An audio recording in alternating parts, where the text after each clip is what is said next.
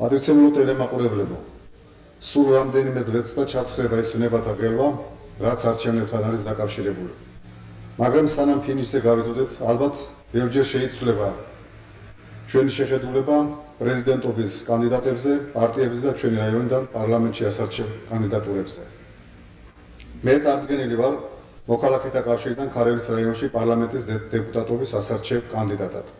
ეს ის პარტია, რომელსაც სათავეში ჩაუდგა სახელმწიფოს მეთაური ედუარდ შევარდნაძე და ცდილობს პარლამენტში უმრავლესობის მოპოვებას. ეს ის პარტია, რომელსაც სხვა პარტიებთან ერთად შეუძლია შექმნას უმრავლესობა და პასუხისმგებლობა იკისროს ერის წინაშე. პარტიას აქვს თავისი გეგმები, რომელიც ჩამოყალიბებული არის წინასაარჩევნო კამპანიის პროგრამაში, სწორედ მოქალაქეთა კავშირმა წამოაყენა პრეზიდენტობის კანდიდატად შევარდნაძე და რომელიც დათანხმდა, თუმცა სხვა პარტიებიდანაც იყო ამის მცდელობა. ჩვენ ქარელის რაიონიდან პარლამენტში წარსაგზავნად 26 დეპუტატობის კანდიდატი იყრის კენჭს, რომელთა შორის არიან მრავალი ღირსეული პიროვნებები, რომელთაც თქვენ იცნობთ, მაგრამ ამასთან ერთად ბევრი უცნობიც არის. ბევრი მათგანი თბილისში ცხოვრობს და ადგილი პარლამენტში სახლსა და სხდომათა დარბაზ შორის ანძილით უნდა შემოისაზღვროს. მე არ არის მინდა ჩრდილი მივაყენო, ხალხი ბრძენია. მან ყველაფერი იცით, ვის სახელისა და დიდებისათვის სჭირდება პარლამენტში მოხვედრა. ვის კიდევ საკუთარი ქარხნების და საწარმოების ფასად, ვის კიდევ ერის უანგარო სამსახურისათვის.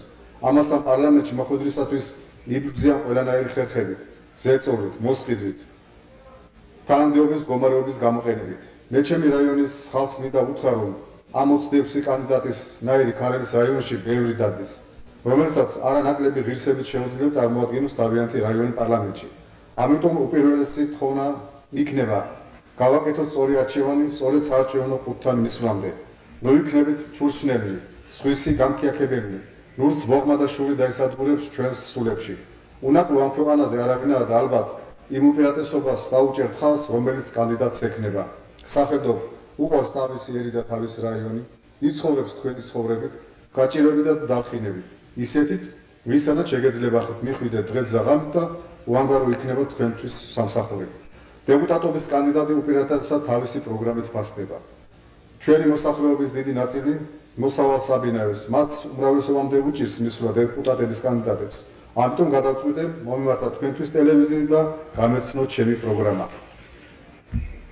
უპირველეს ამოცანად მივიჩნევ სოფლის მეურნეობის პრიორიტეტული დარგის მეხილეობისა და შაქრის-ჭარხლის აღდგენა განვითარებას, რამაც საშუალება უნდა მოგცეს საკონსერვო მრეწველობის განვითარებისათვის ასამოქმედებლად. მიწა გლეხებს უნდა მიეცეს მუდმივ სარგებლობაში მემკვიდრეობის უფლებით. მიწის ყიდვა-გაყიდვა დღევანდელ საქართველოში დაუშვებლად მიმაჩნია მხარს უჭერს ფერმერული მეურნეობის განვითარებას.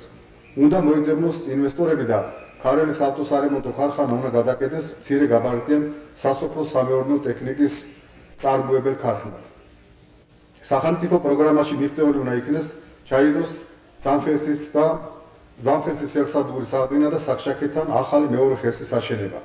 ამ ეტაპზე ქარელში, აგარაში და რუიში უნდა შეიქმნას მინერალური სასუქების, შხამქიმიკატებით და ტექნიკით მოსახლეობის მომსახურება მუნიციპალური საკუთრების ფარგლებში. უპირველეს საზრუნავად უნდა იქნას ეროვნული სიმდიდრის დღის გადარჩენის სამუშაოების ჩატარება. ქარელის რაიონი მდიდარია ისტორიისა და კულტურის ძეგლები. ამიტომ ისინი უნდა ჩაერთონ რესპუბლიკის ტურისტულ სქემაში. საბაზრო ეკონომიკაზე გადასვლა სახელმწიფო სტრუქტურების ჩარევის გარეშე არ უნდა მოხდეს და მათ საქმიანობა თანმდევრი უნდა იყოს ამ პროცესის რეგულირებისათვის, მანამ წარმოება არ ამოქმედება. ყოველთვის ხარს დაუჭერ მატერიალურ დაუცველი ფენებისათვის უფასო სამედიცინო დახმარებას და უფასო სწავლის არსებობას, მანამ სანამ მოსახლეობის ცხოვრების ზონი არ მიაღწევს სათანადო სიმაღლეს. მიმაჩნია, რომ წარსულში საქართველოს ისტორიული და ტრადიციული კავშირი რუსეთთან დღეს უკვე პარტნიორულ ურთიერთობებზე უნდა იყოს აგებული და განვითარებული, როგორც სუვერენული ქვეყნებისა. პროგრამაში ყველა დეტალს ვერ გაანალიზებ, რადგანაც იგი დიდ დროს მოითხოვს. ტელევიზია კი ამის საშუალებას არ ეძლევა. მოსახლეობასთან შეხვედრაში კი ვცდილობ უფრო ფართედ გაანალიზდეს პროგრამა და გაეცეს პასუხები საჭიროებო საკითხებს. საჭიროებო საკითხები კი ბევრი ჰქონდა ამ 6 წლის განმავლობაში. საქართველოს გადაიტანა ორი სამოქალაქო ომი, წავეგეთ ბრძოლა აფხაზეთის და ცხინვალის რეგიონში. იყო ქაოსი და განუკითხაობა. მაგრამ გასული პარლამენტის სასახელოდ უნდა ითქვას, რომ სახელმწიფოს მეთაურთან ერთად ბევრი გააკეთა ქვეყანაში სტაბილიზაციის დასამყარებლად. მიღებულია კონსტიტუცია, ეფექტურად მიმდინარეობს ბრძოლა დამნაშავეების წინააღმდეგ. 29 აგვისტოს ტერორისტული აქტი სახელმწიფოს მეთაურის წინააღმდეგ კიდევ ერთხელ ისახავდა მიზნად ქვეყნის არეგდარებას და ალბათ 1921 წლის განმეორება მოხდებოდა. საქართველოში კვლავარიან ძალებისაც არ უნდა სიმშვიდე, ამშენებლობა და ქართველი ერის გამრავლება აღორძინება, თუმცა ისინი ჩვენს თვალწინ უკვე არარაობათაც იქცევიან. დაუჭერთ რა მხარს ედუარდ შევარდნაძის კურსს, ამით ჩვენ საქართველოს მოვალ ამშენებლობას უჭერთ მხარს. ამის საილუსტრაციოდ გამოდგება ნავთობსადენის გავლა საქართველოს ტერიტორიაზე. დიდი ლიას აქვს ასეთი სიტყვები. ვერც სოციალურად და ვერც ეროვნულად ვერ განთავისუფლდება ქართველობა, თუ სამი პრინციპი არ განხორციელდება რეალურად. შრომის უანგარო სიყვარული, იდეალის უდრეკი სამსახური და ეროვნული ერთიანობა. თუ კი მე არჩეული ვიქნები პარლამენტში, დარწმუნებული ვიყავით, რომ სწორედ ამ პრინციპით ვიმოღვაწეობ რესპუბლიკის და ქარელის რაიონის სასიკეთოდ. ალბათ ყველა დეპუტატობის კანდიდატის სასს გამოხატავ, თუ განვაცხადებ, რომ ღირსეული პრეზიდენტი, ღირსეული პარტია და მაჟორიტარი დეპუტატი იმ შემთხვევაში აირჩევა, თუ კი ყველა მივართ საარჩევნო ყუთთან. ამით კი მაქსიმალურად შეიზღუდება არჩევნების გაყალბება.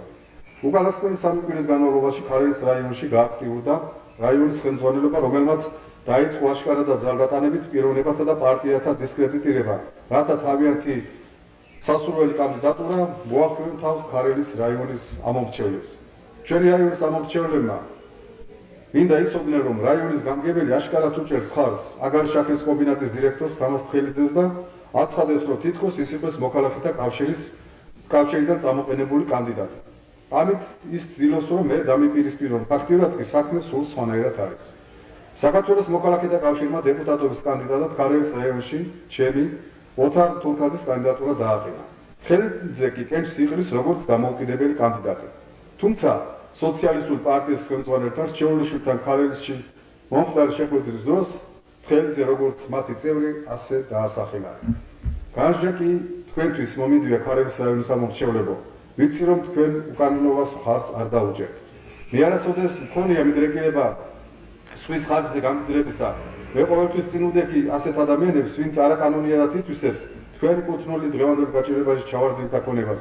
ასეთად დავრჩები იმათ გვერდზე, ვინც ჩემნაირად ფიქრობს და ვისნაირადაც მე ვფიქრობ იმ დეპუტატების კანდიდატების გვერდით, ვინც იბრძვის უსამართლობის წინააღმდეგ და ვისაც უყვარს თავისი ქარელის რაიონი და საქართველო.